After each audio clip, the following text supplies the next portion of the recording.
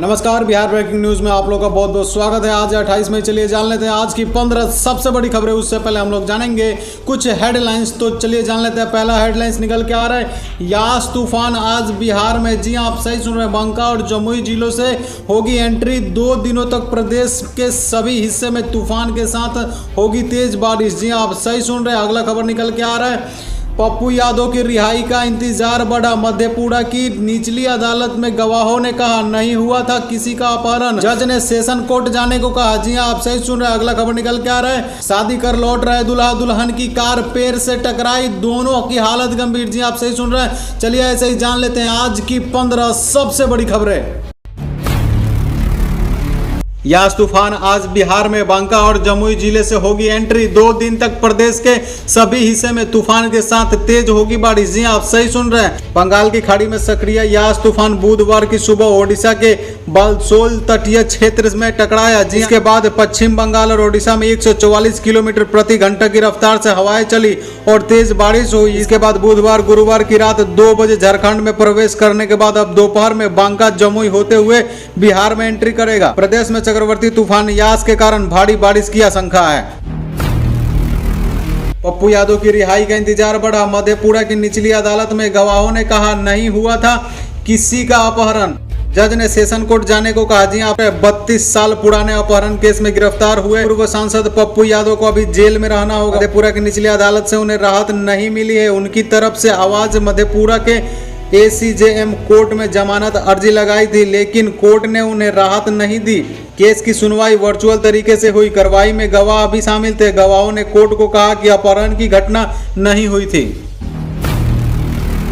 अब खगड़िया में हादसा, शादी कर लौट रहे दूल्हा दुल्हन की कार पेड़ से टकराई, दोनों की हालत गंभीर। जी आप सही सुन रहे हैं। खगड़िया में मुफस्सिल थाना क्षेत्र स्थित 5 किलोमीटर ढाला के पास NH31 पर दूल्हा दुल्हन की कार अनियंत्रित होकर सड़क के किनारे एक पेड़ से टकरा गई।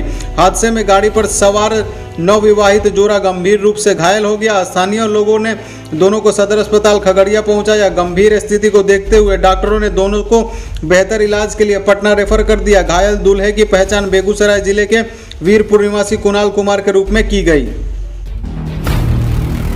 भोजपुर में भीषण सड़क हादसा, महावीरगंज के पास ट्रक और पिकअप में जोरदार टक्कर, 4 की मौके पर ही मौत, 9 घायलों में 3 नाजुक, पटना रेफर। जी आप सही सुन रहे हैं। भोजपुर के चरपोखड़ी थाना अंतर्गत महावीरगंज के पास एक ट्रक और पिकअप में भीषण टक्कर हो गई। हादसे में 4 लोगों की मौत मौके पर ही हो गई, जबकि 9 लोग गंभीर रूप से घायल हैं। इनमें 3 की स्थिति नाजुक है। उनकी स्थिति को देखते हुए उन्हें पटना रेफर कर दिया गया। हादसा इतना भीषण था कि ट्रक में टक्कर के बाद पिकअप के परखच्चे उड़ गए। गाड़ी पर सवार 4 लोगों ने घटनास्थल पर ही दम तोड़ दिया। जुर्माना वसूलने में सीमा लांघ गई पुलिस। पूर्णिया में सिपाही ने 1000 जुर्माना मांगा तो पिकअप वैन ड्राइवर भागने लगा। पुलिस ने ओवरटेक कर मधेपुरा में पकड़ा और कर दी पिटाई। जी आप सही सुन रहे। लॉकडाउन 3 का सख्ती से पालन कराने के लिए पुलिस कई तरह के हथकंडे अपना रही है। जुर्माना वसूलने के चक्कर में पुलिस कई बार अमानवीय भी हो जाती है। ताज़ा मामला पूर्णिया और मधेपुरा बॉर्डर का है। बुधवार को पूर्णिया में मोहनपुरी OP की पुलिस वाहन जांच अभियान चला रही थी। उसी दौरान एक पिकअप वैन की जांच के लिए रोका। पुलिस ने ड्राइवर से 1000 रुपये जुर्माने की मांग की तो वो पिकअप लेकर भागने लगा। पुलिस को यह बात नागवार लगी और वह फौरन वाहन का पीछा करने लगे। दोनों भागते भागते बॉर्डर पार कर मधेपुरा जा पहुंचे।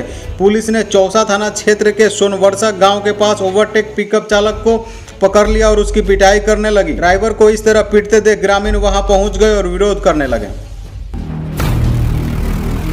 पप्पू यादव की रिहाई के लिए सड़क पर हल्ला बोल, अर्धनग्न होकर जाप कार्यकर्ताओं ने निकाला मोर्चा। सरकार के खिलाफ नारेबाजी, बोले जन नेता को जेल में डालना अन्याय है। जी आप सही सुन रहे हैं। पूर्णिया में राजनीति और मौसम का तापमान दोनों तेजी से बढ़ा है। गुरुवार को यास तूफान के बीच जाप कार्यकर्ताओं ने अपने सुप्रीमो की रिहाई को लेकर के जाप युवा परिषद के प्रदेश महासचिव व प्रदेश प्रवक्ता राजेश यादव के नेतृत्व में अर्धनग्न होकर मोर्चा निकाला।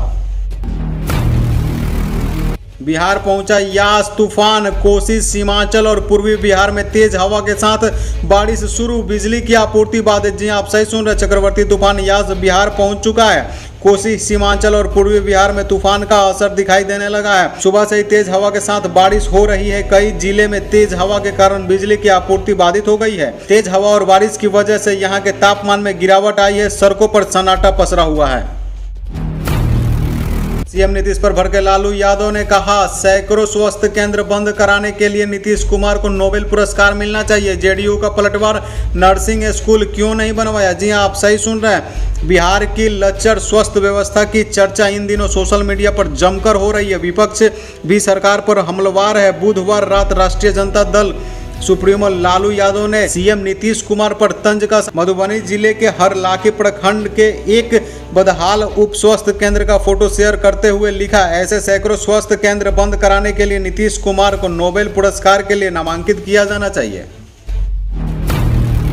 14 वर्षों में अभी नहीं बन सका एक अस्पताल। सिजौलिया में 2007 में अतिरिक्त स्वास्थ्य केंद्र का ढांचा खड़ा हुआ था, अब प्रशासनिक लापरवाही से बन गया मवेशियों का बथान। जी आप सही सुन रहे हैं। फुलपरास प्रखंड के सिजौलिया गांव में सरकार 14 वर्षों में भी एक अस्पताल नहीं बनवा सकी। निर्माण कार्य वर्षों से अधूरा रहने के कारण अब यह खंडर में तब्दील हो रहा है। अस्पताल में मवेशियों को बांधा जा रहा है। यास तूफान की भयंकर एंट्री बिहार में कल शाम को होगी। तूफान की एंट्री, मौसम विज्ञान ने कहा पैनिक न हो, सतर्क रहे, यहाँ होगी बारिश। जी आप सही सुन रहे हैं। चक्रवर्ती तूफान यास पश्चिम बंगाल और ओडिशा में काफी नुकसान पहुंचाने के बाद कल शाम को बिहार में प्रवेश करेगा। इससे राज्य में दक्षिणी और पूर्वी भाग में भारी बारिश होने का आसार है। मौसम विज्ञान केंद्र पटना के निदेशक विवेक सिन्हा ने गुरुवार को तूफान के बारे में जानकारी देते हुए कहा है कि एक दिन में कहीं भी 60 मिलीमीटर से ज्यादा बारिश नहीं होगी।